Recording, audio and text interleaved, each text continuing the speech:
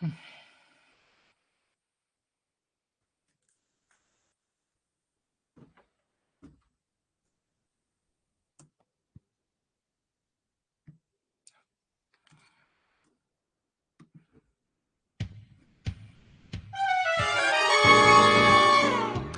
everyone. It's Marc Sabatella from Outside Shore Music, home of mastering MuseScore. Welcome to the MuseScore Café.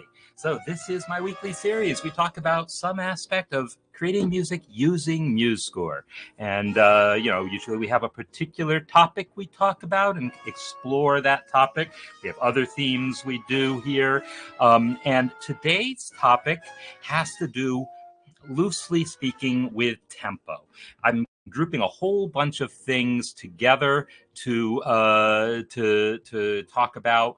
So we're going to talk about things like the actual tempo of your piece, like allegro and so forth, metronome markings. We'll talk about ritardando and rallentando and accelerando, how to change tempo. We'll talk about fermatas and adding pauses and all sorts of things that have to do with the flow. I guess we'll talk about swing also, right? So we're going to just talk about all these different things, see what comes up, see what questions you have, and go from there.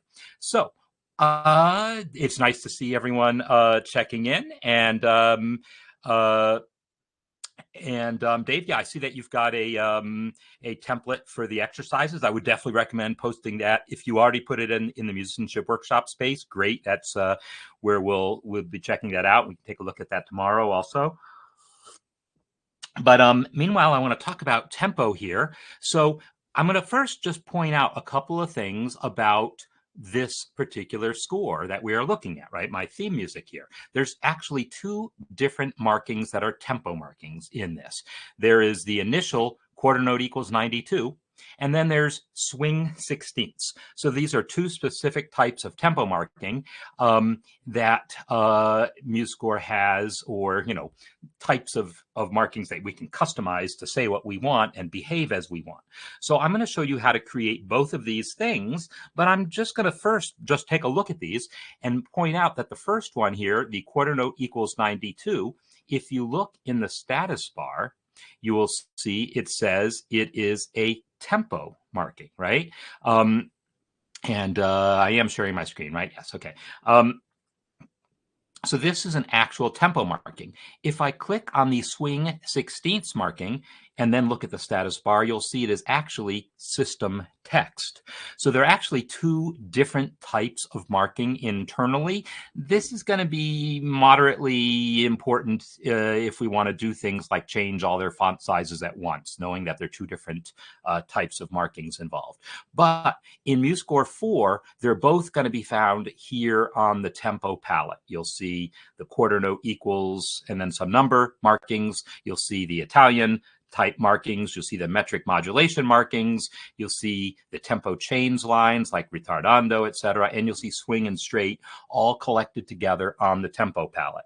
In MuseScore 3, that would have been spread out among three separate palettes, and you wouldn't have had the ability to do the ritardando and so forth. So anyhow, I'm now going to create a new score, and we'll see how to put all these things into effect. So I'll use Control N to start my new score, Command N on Mac. And it doesn't really matter what instruments I have going, but I do want more than one instrument, because if I get around to talking about fermatas on multiple staves, I will want to have multiple instruments. Now, very often I get impatient and I just go ahead and hit done after selecting my instruments. I'm not going to do that this time, because I want us to see that there actually is a very important tempo setting here. By default, your tempo is going to play at 120 if you don't choose anything else. Musicians will have to guess that when reading your score. So I always recommend putting an explicit tempo marking in your score if you care what tempo they play it at. But I'm going to click this, and if you do that, you'll see then there's a checkbox to cause it to show that tempo marking. I'm going to go ahead and pin my chat now. Give me a moment for that.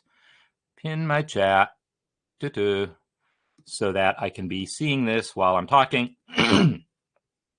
And so I will again click this. And so I've said I want to show a tempo marking, and then I get to choose what that tempo marking is, whether it's going to say quarter note or whether it's going to say dotted quarter or half note or eighth note, whatever. And you get to choose the actual metronome marking you want. Now, in point of fact, there have always been confusion both among people and in MuseScore, like actual MuseScore bugs, as well as just confusion about how to specify the tempo in 6/8 time, where it's supposed to be dotted quarter equals something. So I'm going to put that off and see if we can come back to that later. I'm going to stick with 4/4, and I'm just going to enter a tempo of 144. So I'm going to say that I want my 144 tempo and go ahead and hit done. And now I've got my piece in here. And if I now enter some notes and fill up my score with those notes, turn my volume back up. When I play this score, we should hear it play back at 144 beats a minute.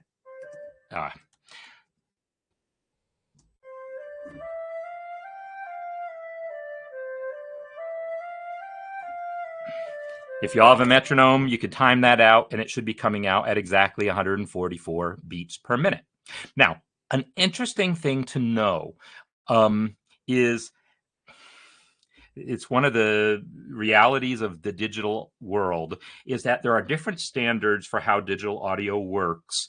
And just to cut to the chase, there's basically two different competing numbers for what's called the sample rate. So there's 44.1 and there's 48. Why am I mentioning this? Because if your audio device is set to 1 and MuseScore is expecting the other because your operating system is telling MuseScore your audio device is set differently than it is, the tempo is not going to be right, nor is the pitch. So if you're ever experiencing an issue where the tempo and the pitch both feel off by about 10%, that's what's going on. It's that the sample rate of your audio device is not what MuseScore expects. So you'll have to find where that setting is in your operating system or the software that came with your audio device. And if it's currently 48, set it to 44.1. And if it's currently 44.1, set it to 48. Right now, that's basically the way I know to do it. There's probably other settings somewhere in different operating systems or device drivers that can cause that can make things work differently. But that's something I know. If you experience problems, do that. So as far as I know, that pitch and tempo were accurate. If I play that same C on my digital piano here, it definitely sounds like the right pitch. So I'm going to assume the tempo was correct also. I don't know that I can, because on my system, that's not going to cause a problem. It's some systems. I can't force that problem to exist on my system. I can force my sample rate to 48 or 44, but it's not going to cause that problem. It's just going to cause stuttery audio. But it's just different operating systems behave differently. So mine's currently set to 44.1. If I set it to 48, then now it's still the right pitches, but you will find it will start stuttering because it's having trouble keeping up with itself. Was that the right tempo? Well, I guess I don't know.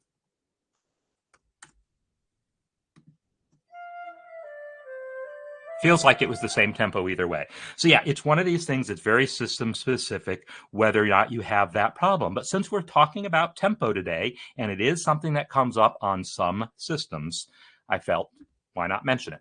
So I've set it back to 44.1. Yes. Okay, good. So I've got that tempo marking in there. So the first thing I want to point out is, okay, I have a tempo marking in there. What if I change my mind? What if I want that to be faster? What if I want it to be 180? Well, all I have to do is double click it to edit it. And when I change the text here to 180, now it's going to play at 180. And if you're not sure that that really happened, let's go faster still. Let's go to 320. Now it's going to be super fast, right? And so on. Similarly, if I tell it I want the half note to be 320, I can do that also. I'm going to open the special characters palette so I can get to the half note. So let me do that. To get to the special characters palette, you can find it while you're editing text. Well, the easiest way to get to it is just press Shift F2. Shift F2 opens the special characters palette, and then you will see all the different notes here. And you can just click the half note, and now you've got half note is 320. Ready for that? So it'll gladly honor that as well. You can also, while editing text, come down in the properties panel and you'll see insert special characters, a button. And if it doesn't appear right away, it depends on the order, whether you first click. If you have to open the properties panel, I think, before editing the text, or that button doesn't appear, something funny like that. That button won't appear at all in MuseScore 3. That button wasn't there. But in MuseScore 4, you do get the button for insert special characters. Also, one very slight MuseScore 3 versus 4 difference. The shortcut used to be F2, just plain F2 to access special characters. But the problem is that conflicts with the kind of universal standard of F2, meaning go to edit mode. That is normally the command that all other programs use to say go to edit mode. So MuseScore now uses F2 for that and Shift F2 to get to the special characters palette. So that's a way of setting the tempo. Well, what if you just wanted to say really fast? Really fast. What's going to play now? Well, I'm not sure. I think it's still going to play that super fast one because that was what was last set. But now what if you want it to say really fast, but not be that stupidly fast, right? Well, what I'm going to do is select that tempo marking and come over to the properties panel and see where it says follow written tempo. It's checked by default because when I added that tempo marking, originally it was using an actual metronome marking and it knows how to follow those.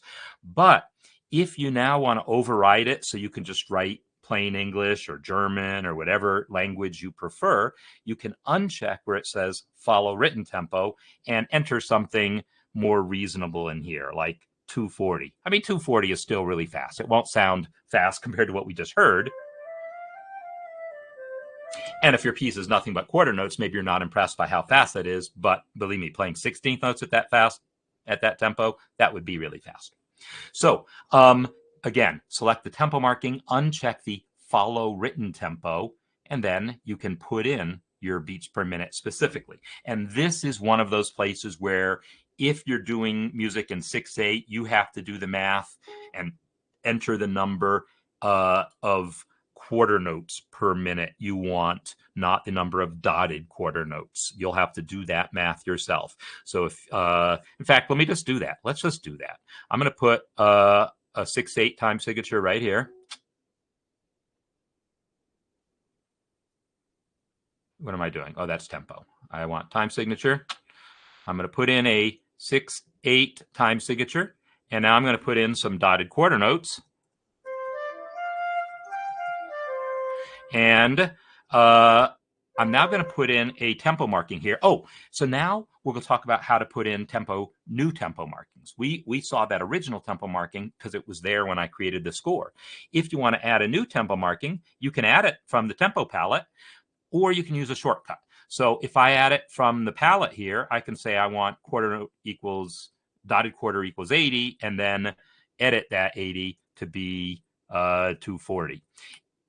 Let's see what this does.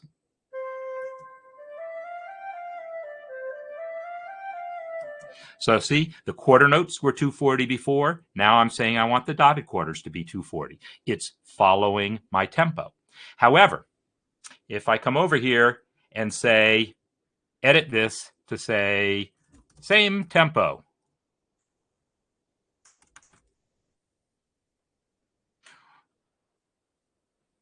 And then I look at my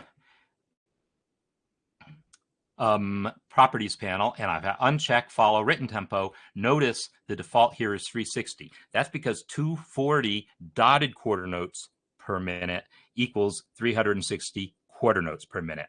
So if you need to if you need to make tempos match between quarter note based time signatures, simple time signatures, and compound time signatures, you might have to do a little math to make them work out exactly. And Dave, yes, you are absolutely right. If you try exporting to audio using a different sample rate, then you've introduced a third variable, which is the sample rate encoded in the audio file, and then the audio, and then how your the program that plays that audio file chooses to interpret that sample rate. So it introduces new variables and, yes, increases the likelihood of causing problems. So yeah, that is absolutely true.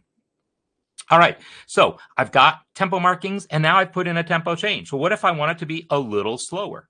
I'm now going to enter a new marking that says a little slower. And this time, I'm not even going to bother with the palette because I know the palette doesn't have anything close. I'm just going to use the shortcut, which is Alt-Shift-T. And this will add a tempo marking wherever I have selected in the score. And then I can select all that and just say a little slower. And then I can, again, come back to the properties panel and enter the tempo I want. So remember that the original tempo here was 360 quarter notes per minute. So if I want it to be a little slower, I might say 320, and now it will be a little slower. So let's hear that.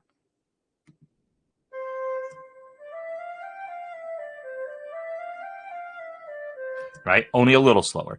If it wasn't slower enough for you to be able to tell the difference, let's crank it down a little more and say 240.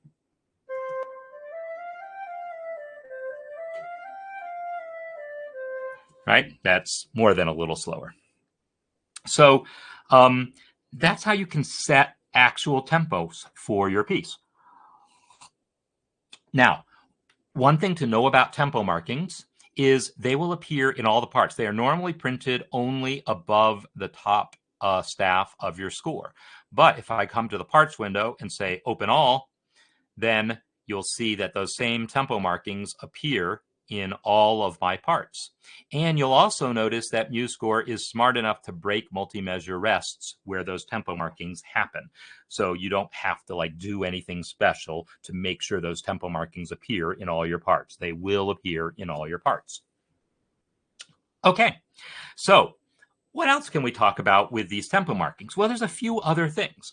One is I'm going to create a new score again, just for demonstration purposes here. I'm not going to use it for anything else. Well, I'm not going to use this score for anything else either, but I just want to do one quick demonstration, and that is I want to create from template.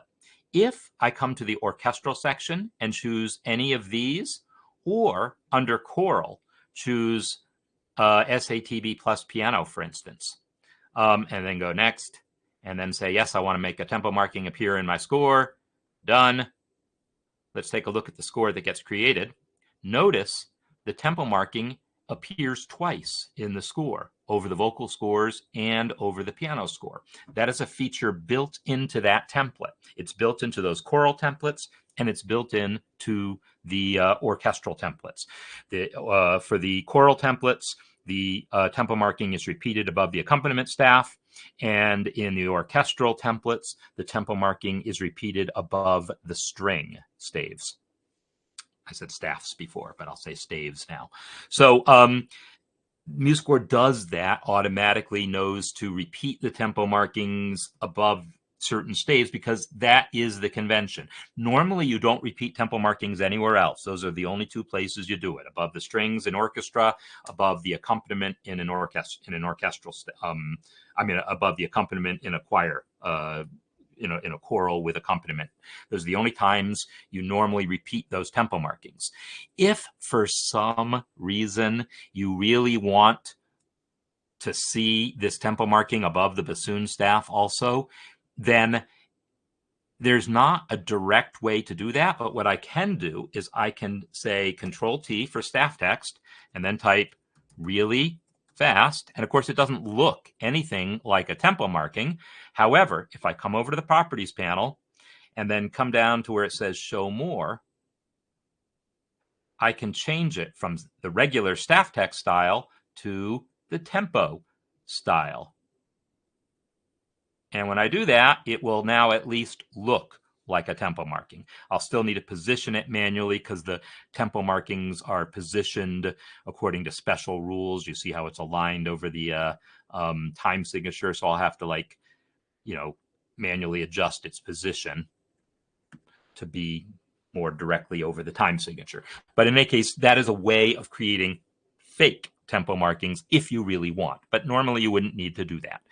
The templates for the types of score that should have the tempo marking repeat will do that automatically. All right, so I've done a few things with tempo here. There's one or two things I haven't done with the plain tempo markings that I do want to show here. One is, well, what about these traditional Italian markings? Well, let's click a note here, and I'm going to put in andante. What's that going to do? I don't know. Let's find out.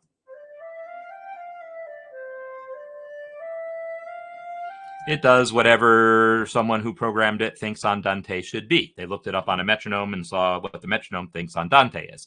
The thing is, there is no real answer for that. It depends on the music. A piece that says andante and is written in quarter notes should be played probably faster tempo-wise, metronome marking-wise, than a piece that's mostly sixteenths that says andante. It's more about the feel of the piece than the actual metronome marking. So if you decide that that's too slow for andante, come back to the properties panel and you'll see, hey, it's set to 92. Let's make that be something else. Like maybe 120 is going to feel more andante.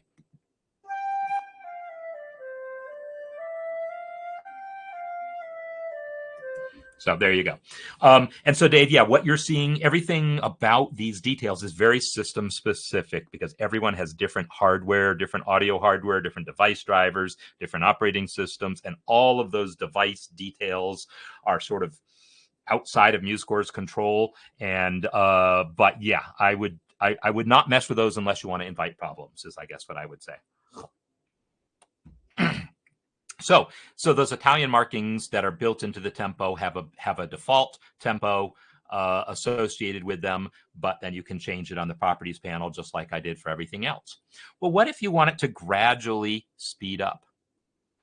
I'm going to select, say I want these 4 measures here to gradually speed up. I'm going to, in the palette, put in the accelerando marking, and it will, I selected the measures first, click the accelerando, and it puts in that accelerando line. Let's listen to it now.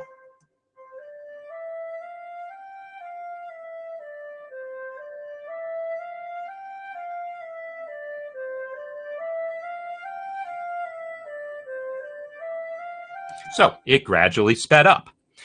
How gradually does it speed up? And how much does it speed up? Well, you're in control of that by coming back to the properties panel.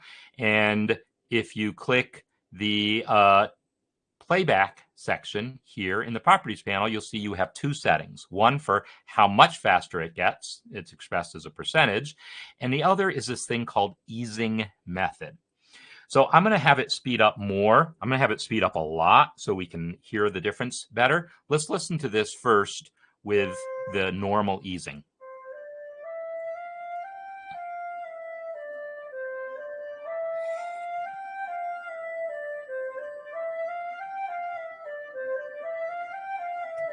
All right, so that's what the normal easing sounds like. If, on the other hand, I change it to ease in, let's listen to that and then see if you can hear what's different about it.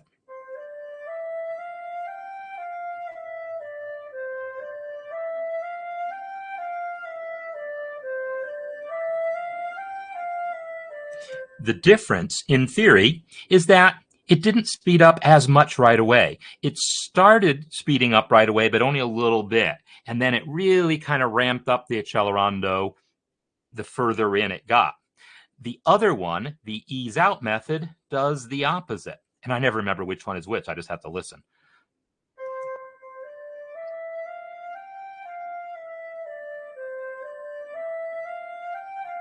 See, it's already faster, right? So ease in, ease out, control how quickly does that speed up happen? Not what is the final tempo. The final tempo is determined by that percentage. but how soon does it reach that final tempo, and how gradually does it reach it, etc. That's what that ease in versus ease out business is about. So that's how you do accelerando. And if you go back to the palettes, you'll see there's also allargando, rallentando, retardando, which is basically slowing down exactly the same way. So those are the tempo markings there. There's also a tempo marking that doesn't actually work. Let me delete this one that says same tempo and delete this one that says a little slower. And here, what happens when we hit that 6/8 right now? Right, it got slower when I hit the 6/8 because it went from quarter notes to dotted quarters. The actual quarter note tempo, the actual quarter note beats per minute stayed the same, but it feels slower because it's written as dotted quarters.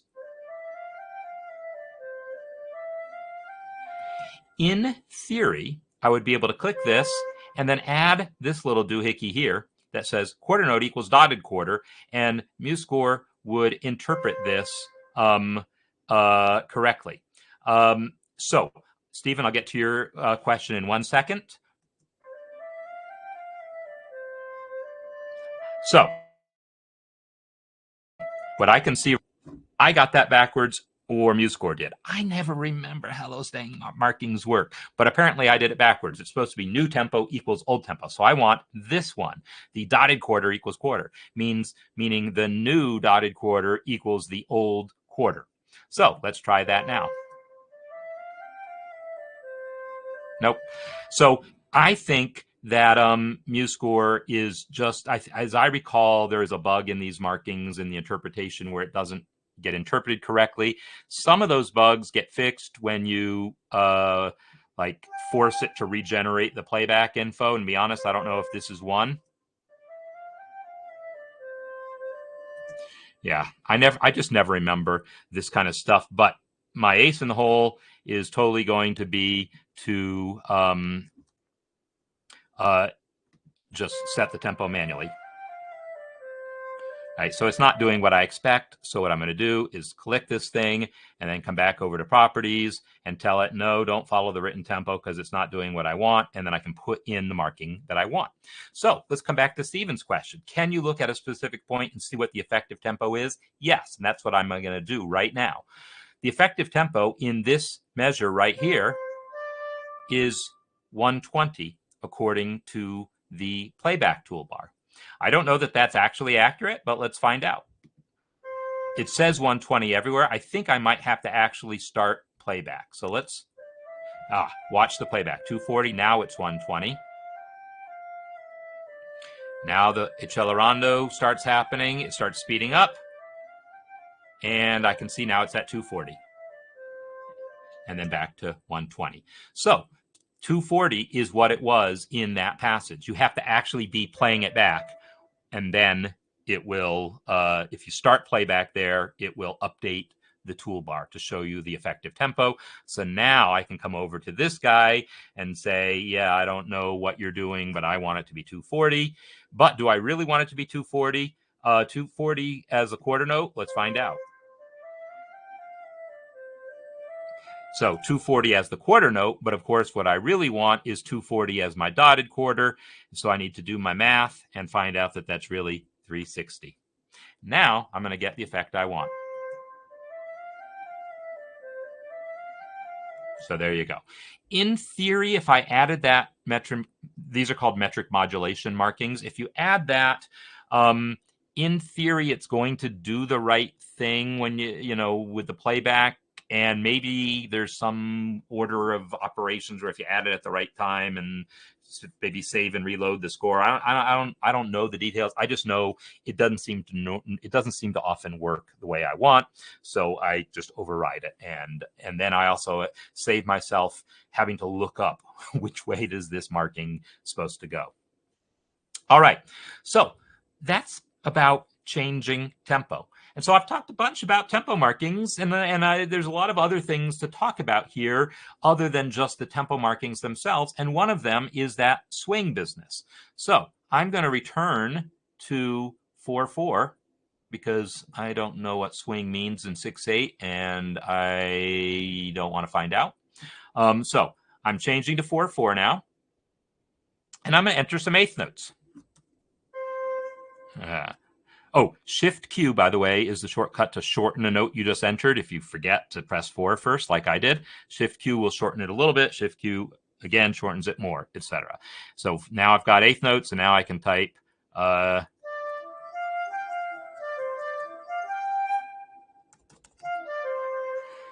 now, if I play this, it's just going to play eighth notes, of course.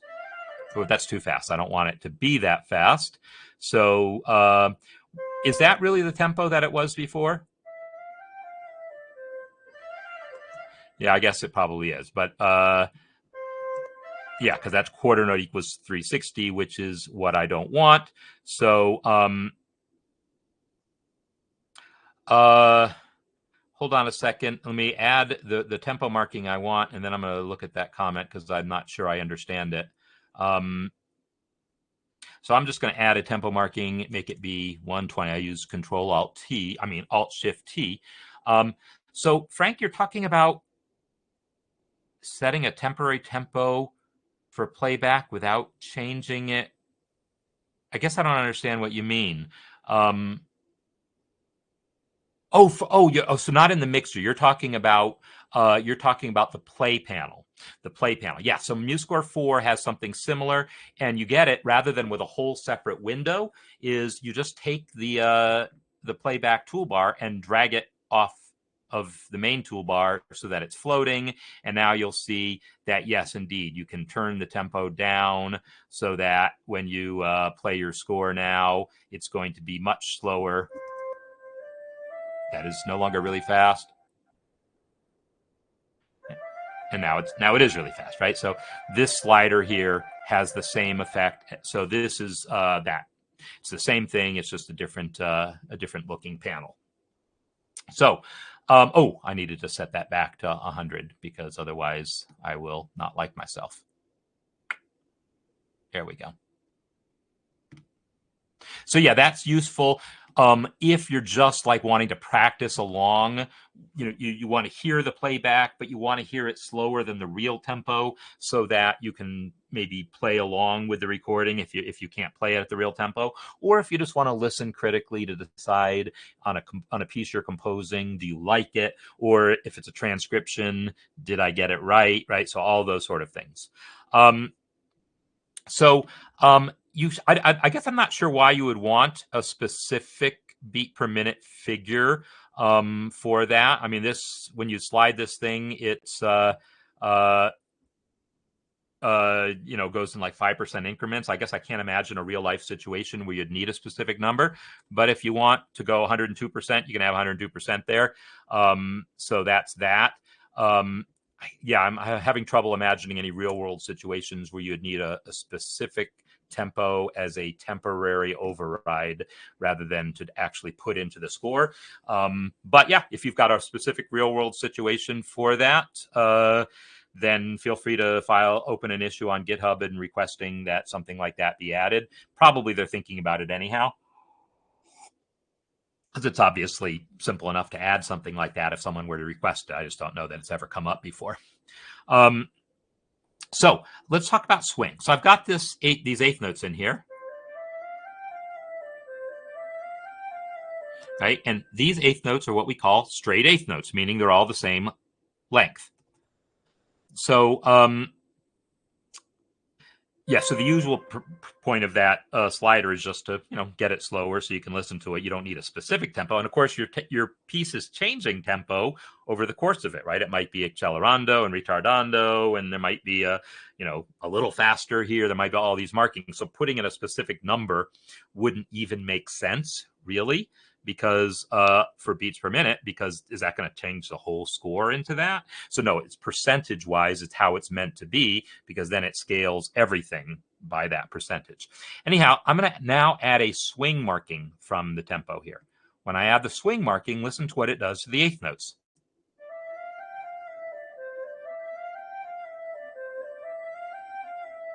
It changes them so that they're not all the same length. The first note of each pair is a little longer than the second. The percentage of how much longer is variable, and what I can do is click that guy, and over on the properties panel, Actually, is it even in here under show more? Might not be under show more, but you have to right. It's one of the few things in MuseScore that still requires a right click, I guess. You have to right click the swing and then go to System Text Properties. And now you'll see the percentage there is 60. That means the first eighth note of each pair gets 60% of the beat. The second one gets 40%. So it does a 60-40 ratio. People sometimes describe it as triplets, and that's sort of a pet peeve of me and many other jazz musicians, that triplets don't swing. Triplets sound dorky.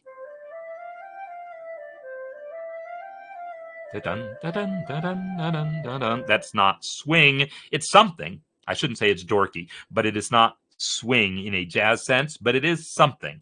It's a triplet feel. It's a shuffle as far as that goes.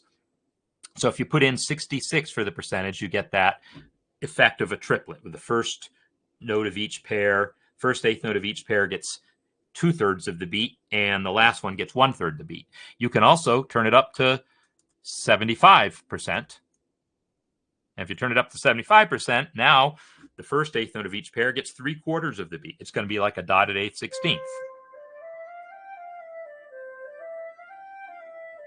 And that's a different type of shuffle, and it's also encountered in, some traditional folk musics of, I think there's some particular Irish, is it a reel? I forget what it is that uses that dotted eighth 16th pattern. But anyhow, that is customizable. Coming back to that dialogue again, right click, System Text Properties. Notice you can also set it to 16th note swing. If you set it to 16th note swing, now the eighth notes won't swing at all. They're still straight, but if I add some 16ths, they will swing. So I'm going to show you how to turn these eighth notes into 16ths real quick. I'm going to select 2 measures worth of them, Control X to cut, and now I'm going to use Control Shift Q to paste. Half duration. Control Shift Q is a special shortcut that takes whatever you've just copied or cut and pastes it back at all the durations cut in half. So it'll turn all your eighth notes into 16ths, all your quarter notes into eighths, all your halves into quarters. Control Shift Q. Similarly, Control Shift W doubles the length of everything. Remember I showed you before that Shift Q will shorten the length of a note you just entered. And Shift W lengthens the note of a note you just entered. And Control Shift Q pastes an entire passage at half the value. Control Shift W pastes an entire passage at double the value, and so forth. And if you don't remember those shortcuts, you can just go to Edit, and there is paste half duration and paste double duration. Anyhow, now I have my 16th notes. Let's listen to this.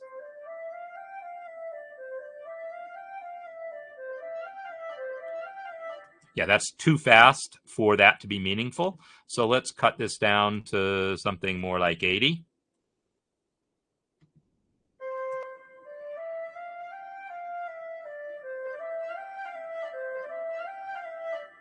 So there you go. Hornpipe. Yeah, hornpipe rhythm is a rhythm that I know that term as a term for this sort of thing, but I don't actually know how it fits into music. I guess that's an actual instrument, right?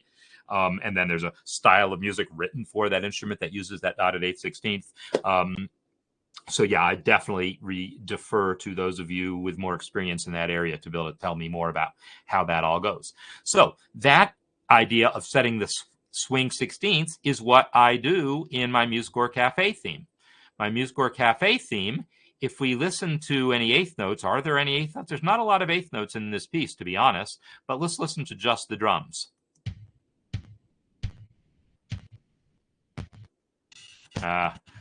Unfortunately, I've just been fiddling with my audio settings and then switched scores, and so it takes a minute for it to sort of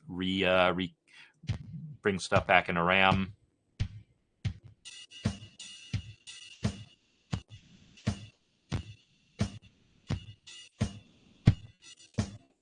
Okay, other than the hiccupness, you can hopefully get the idea that those are straight 16. Boom, ding, ding, ding, boom, ding, ding, ding.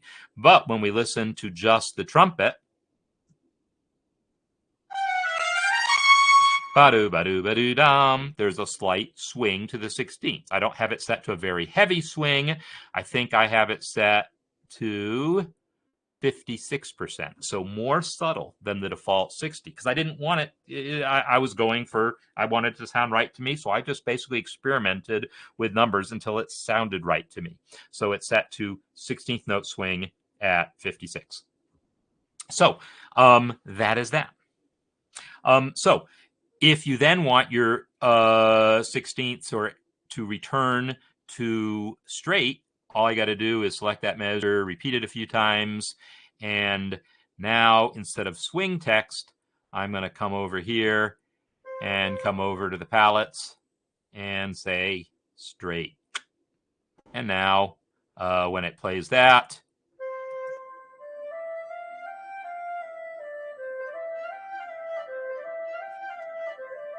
now goes straight right there, right?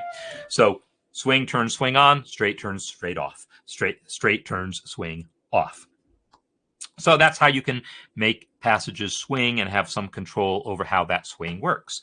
So I mentioned a couple other things that I wanted to make sure that I talked about, and I'm going to. So yeah, I knew that there's a whole lot of different related topics that I wanted to talk about. The next one is fermatas.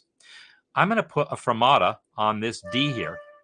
A fermata is also known as a pause, and so it is now found under the breaths and pauses palette. It used to be under the articulations palette, but we got enough questions from people saying it's called a pause. Why is it not on the breaths and pauses palette?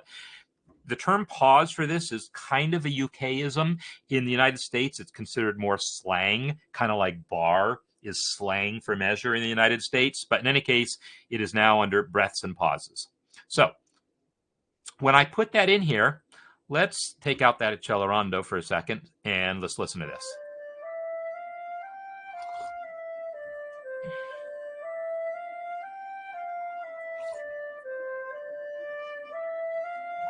So it held that D longer.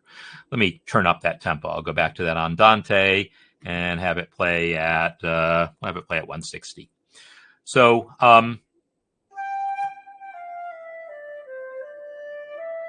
So yeah, it just holds out that note a little longer. How much longer? Well, as usual, we're going to select the thing and come over to the properties panel, and under the playback section, you'll see the time stretch factor. This basically tells you how much longer than notated should that note last. So instead of a quarter note, it's basically holding it for 2 beats. If you decide you want it to be a much longer fermata, make it 400%. And then it holds it 400% of its normal length. So there has been, in every version of MuseScore, weirdnesses associated with what happens with fermatas across different staves. And the current version, 4.2.1, is, I think, the best it has ever been. It is not perfect, but it is definitely better than previous versions of MuseScore 4, which weren't quite as good as MuseScore 3, but 4.2.1 is better than MuseScore 3 in these respects, but it's not perfect because the world is complicated. So let's see what I mean by this. I'm going to add some notes.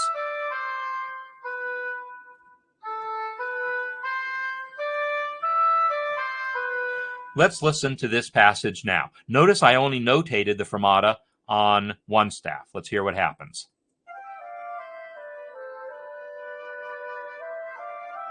So MuseScore is smart enough to know that even though you didn't put the fermata on both staves, it's not going to make sense for one staff to move ahead while the other one is pausing. So if you apply a fermata somewhere, MuseScore is going to be smart enough to apply it everywhere. Well, what happens if I do put a fermata on the other one? Because, of course, normally you would. Well, let's hear.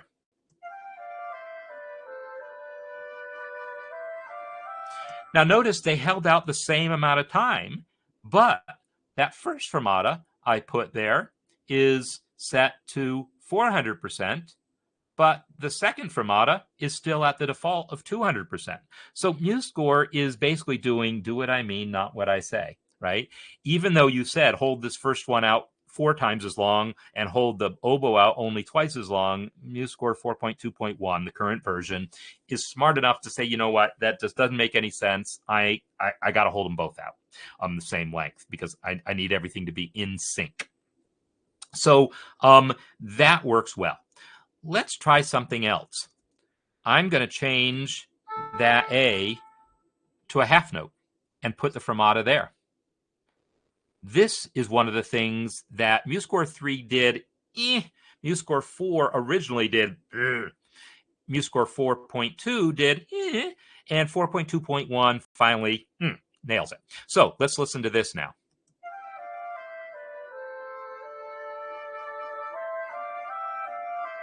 So is that exactly how you wanted this to get spread out? I don't know because I'm not you, but I can tell you at least it didn't sound stupid. It held out both the C and the D longer, and it held out the A longer, and they both continued together with no other weirdness. So in cases like this, where the fermatas happen on different beats, MuseScore tries to do something reasonable.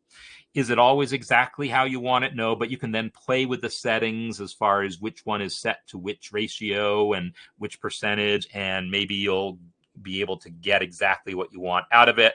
I'm just happy it works at all.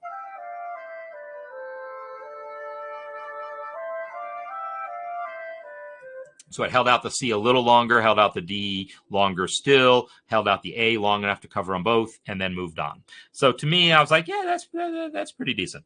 I think it held out the C twice as long because that's what this guy is set to on the A on the same beat to 200%. And then it used the 400% here to figure out the total length of the whole thing. I don't even know the algorithm it's using, but it does something reasonable. So that's how the fermatas work. There's another thing that you might want to use on that palette, which are the pauses. So first of all, there's a breath mark. If I put in that breath mark, let me take off the fermatas now, because I think we've seen what we need to out of fermatas. Can always add them back. Actually, let me leave them there, and we put my breath mark somewhere else, because I know I'll want it soon enough. So I'm going to insert some measures here. And I'm just going to insert some more measures like these. I'll select that, paste, and then here we go. So now it's just a falling line, and I'm just going to put a breath mark after that D there. And let's hear this guy now. So the breath mark does nothing. In theory,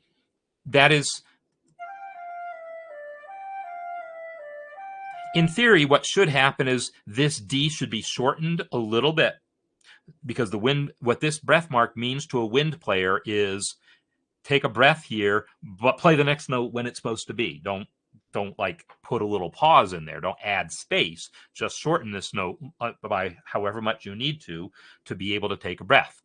And so that's what breath marks mean to wind players.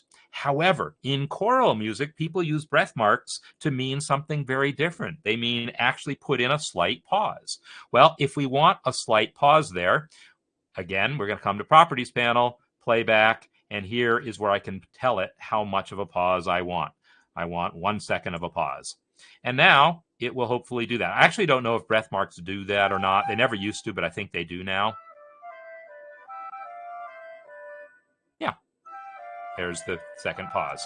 So there you go. The breath mark, if you add it by default, it won't actually introduce a pause, because for wind players in any sort of ensemble situation. So the reason why this is a difference is in a typical concert band or orchestra, everyone's got kind of different parts, and they're going to be breathing at different times. You generally want the different instruments breathing at different times, so there's not this big audible gasp of 100 musicians all breathing at the same time, interrupting the score.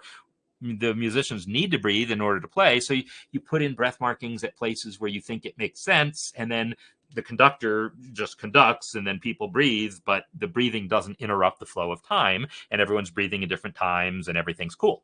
In choral music, though, it's pretty often to use those breath marks to indicate a little bit of a pause in the music, and everyone has essentially the same rhythm and everyone is breathing at that same point, pausing at that same point. So that is why that difference exists. So by default, that pause marking won't, or that breath marking won't put in a pause, but you can change it. On the other hand, these other markings in the palette, in the breath and pauses palette, are the caesura, and these all are just different looks for the same symbol. I usually use this guy. In the slang terms for these is railroad tracks because they look like them, two parallel lines. And when I put in that, it's going to put in a more prominent pause.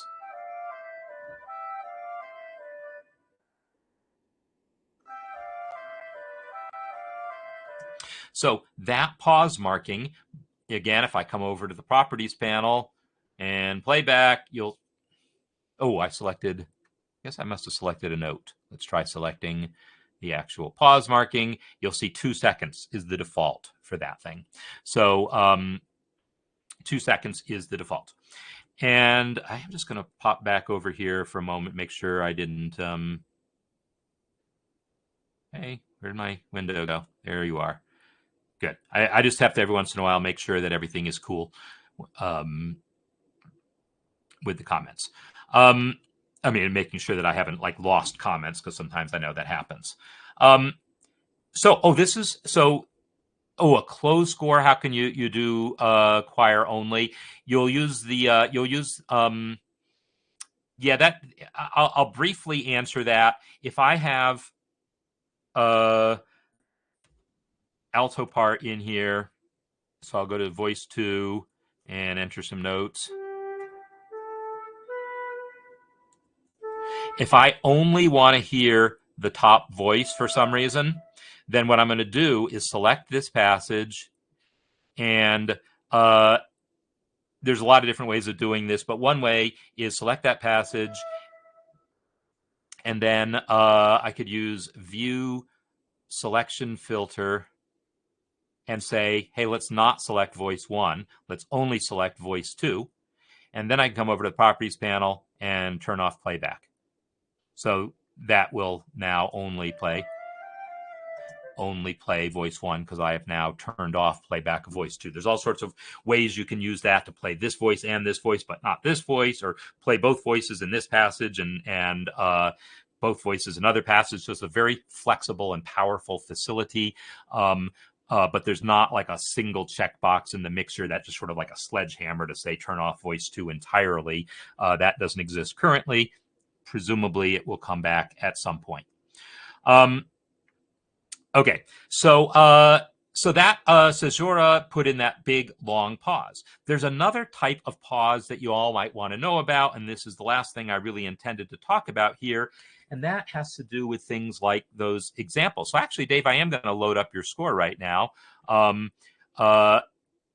So this score here, Dave, looks like you've set it up. It looks like it's set up nicely because I can see the measure numbers are resetting there. So yeah, let's go ahead and do this. I'm going to use the cool new edit on desktop button to just pop that right into MuseScore. I wish it didn't keep asking me, do you have MuseScore on your desktop? Yes, I do. I've done this 100 times already. You would like to think that it could just remember, but in any case. So what Dave has here is very nice. This is the section break. The section break adds a pause. So when I play this thing now,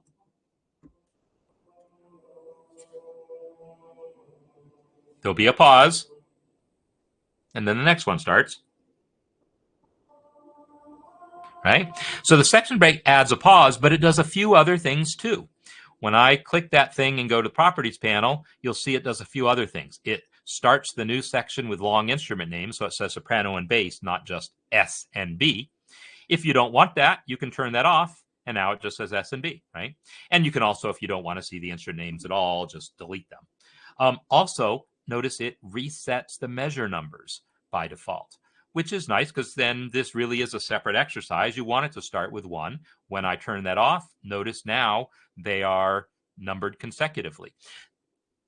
For the purpose of those exercises, I've been waffling on which way I want it because I kind of like it when the numbers don't reset, because then if someone has something going on in this measure here, I can say, hey, it's measure 93 or whatever it is, as opposed to saying it's measure 6 of the modal D final cantus firmus upper exercise, right? So you need a little more information on these worksheets if I reset the measure numbers every time, but it's the right answer.